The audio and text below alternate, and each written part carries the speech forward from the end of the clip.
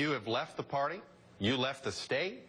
You endorsed John Kerry over George W. Bush. As you admitted, it was a bit out of spite in 2004.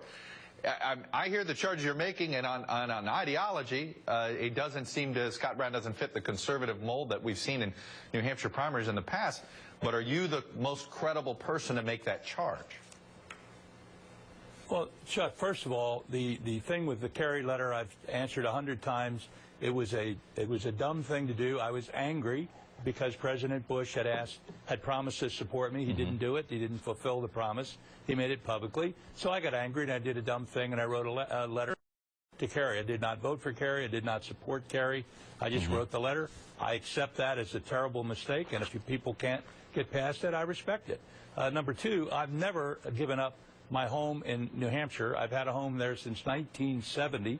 All of my children were born there. It's our family compound. Yes, after the election in 2003, I spent some time in Florida, but I do you have a homestead exemption?